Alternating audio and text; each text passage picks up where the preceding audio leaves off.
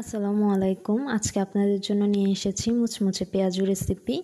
কোনো রকম বাটাবাটি ঝামেলা ছাড়াই আমরা এই পেঁয়াজুগুলো বানিয়ে নিব। এখানে আমি ডাল ভিজিয়ে রেখেছি সারা রাত।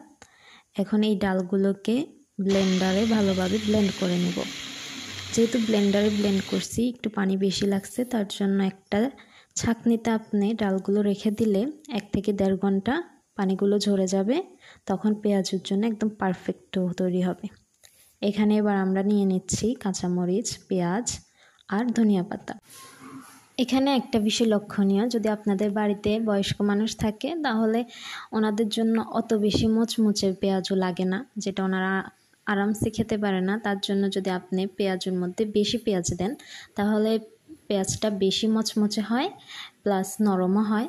আর যারা চান যে একটু বেশি মুচমুচে হবে তাহলে আপনারা পেঁয়াজ কম দিতে পারেন।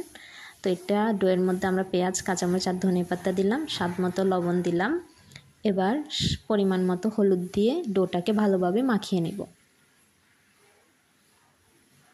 ভালোভাবে মাখিয়ে নেওয়ার পর ডোটাকে আমরা রেখে দিব।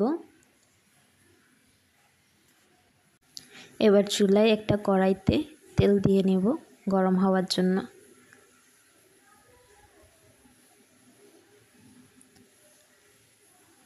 সামান্য পরিমাণ ডো দিয়ে দেখব তেলটা গরম হয়েছে কিনা। তেলটা গরম হয়ে গেলে একটু একটু করে পেঁয়াজু তেলে ছেড়ে দিব।